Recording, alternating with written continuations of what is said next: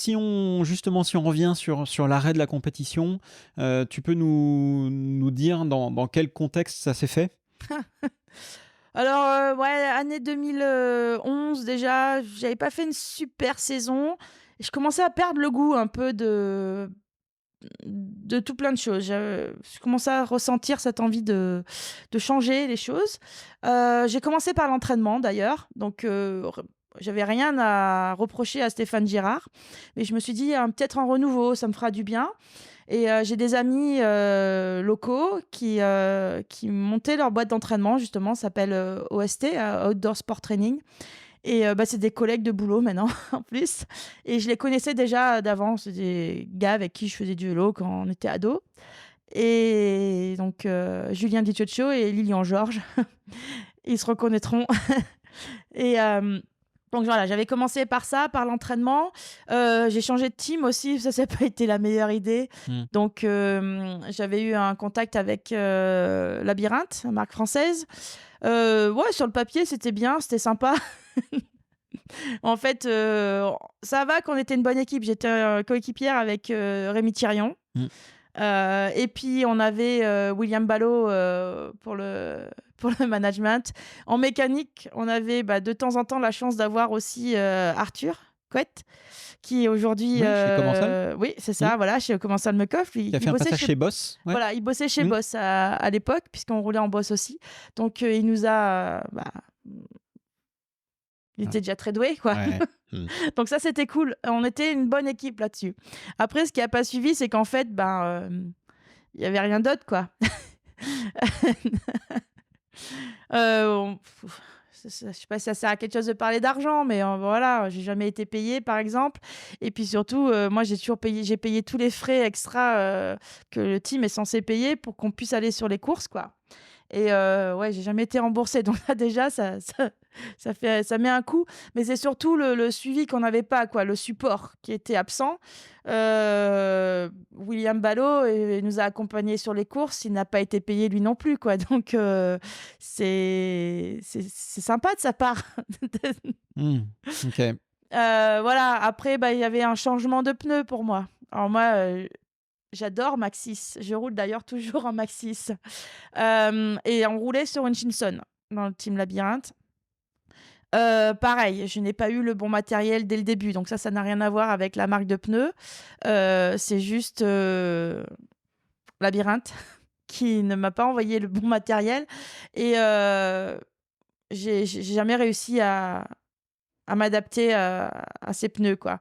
J'avais pas les bonnes gommes, et ouais, forcément, tout ça, ça m'a plombé mon mental. J'ai besoin d'une routine, qu'il y ait des bonnes choses qui se passent, moi, et là, il se passait trop de choses négatives. Ça m'a plombé, tout, en fait. J'ai encore plus perdu le goût de faire de la compète. Mmh. Voilà. Tout ça donc consécutivement à une saison 2011 qui était déjà pas ouf, Voilà. donc 2012 et puis tu as l'accident? Oui, bah, je me suis blessée déjà en début de saison, Mmh. donc là, la motive, elle y était quand même encore. Je me blesse en Afrique du Sud, je me suis pris un arbre. Pareil, de toute manière, c'est toujours bête, hein, une chute. C'est moi qui ai laissé traîner une pédale dans un dévers, j'ai accroché une souche. Je me suis pris un arbre sur le côté, et c'est l'impact du choc qui m'a cassé le bassin, en fait. Et je voulais pas aller à l'hôpital en Afrique du Sud. J'ai trop peur d'aller là-bas. Et je voulais rentrer, en avion le lendemain et aller, me faire soigner en France. Et puis, bah, William Ballot m'a forcée. Il a bien fait, parce que j'avais donc ce bassin quand même qui était cassé et je continuais à marcher avec, donc ça aurait pu, Mmh. empirer. Et j'avais un aileron aussi, un dans le dos, sur le lombaire, qui était, fêlé. Donc ça aurait pu, dans l'avion avec, la pression, Mmh. et l'altitude et tout ça, ça aurait pu, empirer les choses. Donc oui, je me suis fait pareil encore, 15 jours d'hôpital toute seule en Afrique du Sud. Hem, Dans mon malheur, j'ai eu de la chance, les Ravanel étaient aussi en compétition là-bas et avaient prévu de rester un peu pour quelques vacances. Et mon rapatriement, donc géré par l'assurance de la fédé, je me suis retrouvée sur le même vol qu'eux. Et donc, heureusement qu'ils étaient là parce que j'étais en fauteuil roulant et c'est eux qui se sont occupés de moi dans les aéroports et surtout que quand on est, handicapé comme ça, les gens, à l'aéroport, ils t'emmènent à la porte et même si l'avion, il est 2 heures après, tu restes devant la porte dans ton fauteuil roulant et tu fais rien d'autre, en fait. Et heureusement que j'avais, Cécile en pilote de mon fauteuil roulant. Voilà, c'est une autre anecdote, OK, marrante. pas mal. Donc Donc, oui, voilà, et je suis rentrée en France, mmh, 1 mois à alité, 1 mois de rééducation, de travail mental pour préparer la 2e, coupe du monde qui était à Val d'Isole quand même. Oui, solide. ça a été très dur. Mmh. Ouais, et donc reprise à Val d'Isole, combien de temps après le crash? 2 mois à peu près, hein, Waouh! c'était, fin mai, je crois, Val d'Isole. Et comment ça s'est passé? Ou très mal. Ouais, OK. Ouais, Val d'Isole, c'est Val d'Isole, quoi, Ouais. qu'on connaît, hein, le Black Snake. Mmh. Très difficile et ben, pour un retour à la compète, j'avais déjà un mental quand même, entamé. Ouais, ça a été très dur. Je l'ai très mal vécu ce week-end et alors je me rappellerai toujours, donc c'est Myriam Nicole qui gagne, donc ça, c'était cool et Morgan Charr qui sort comme ça d'un coup, pof, une nouvelle Française qui apparaît sur les coupes du monde, qui fait un podium et je l'avais vue rouler tout le week-end, elle m'impressionnait. En fait, elle a alimenté ma peur de cette piste parce qu'elle était tellement à l'aise, elle engageait tellement et que j'étais incapable de le faire et que du coup, ça me faisait trop flipper. Et voilà, et Morgan Charr qu'on retrouve, à Léogang, en septembre 2000, donc 3 mois après et qui gagne son premier championnat du monde. C'était génial. Énorme. Et donc, qu'est-ce qui toi, à l'issue de cette saison, te fait te dire: «Bon, là, on arrête»?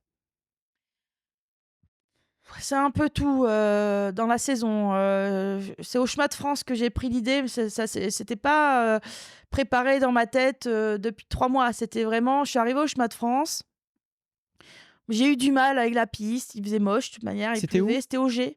Mmh. Et c'était une piste, old school tracée par, enfin old school, oui, c'est pas dans les critères, coupe du monde qu'on avait à l'époque, c'était Alex Ballot et Manu Hubert qui l'avaient tracé. Mmh.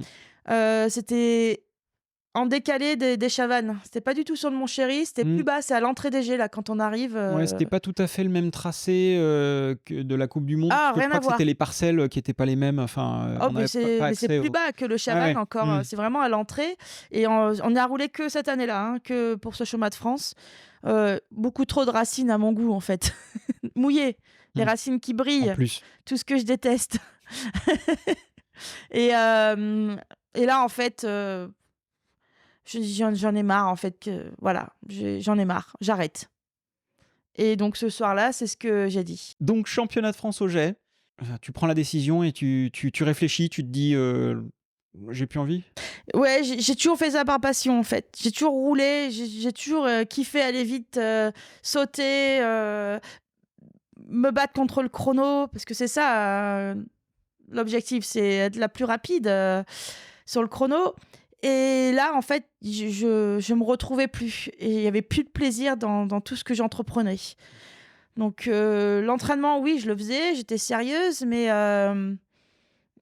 il y avait plus de plaisir, à prendre de la vitesse, à envoyer des sauts, à vouloir gagner, tout simplement. Mmh.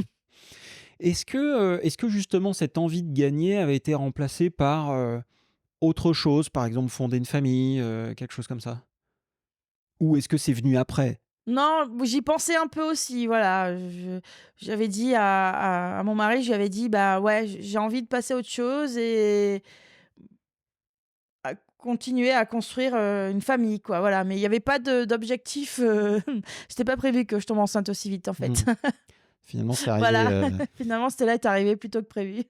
donc 2012 a été ta dernière saison. Oui. Tu je me souviens plus, mais tu as annoncé, tu as fait quelque chose en particulier? Tu as dit: C'est la dernière» Oui, ou? j'avais un community manager qui faisait des press releases. C'est pas Labyrinthe, hein, qui payait. D'accord. Ils ont rien payé. Je crois qu'on a compris. Mais ouais, ouais, donc Ouais. ce soir-là, ouais, j'avais fait, même lui, il avait pas vu venir la chose, en fait, Mmh. Ouais. C'était un Néo-Zélandais et il m'a dit: «Quoi?» Il venait de se réveiller, il me dit: «Non mais qu'est-ce que tu fais? Qu'est-ce que tu sors ça?» J'ai «Oui, oui, non, j'ai réfléchi». «Non mais tu as réfléchi en une journée, c'est bon?» Mmh. et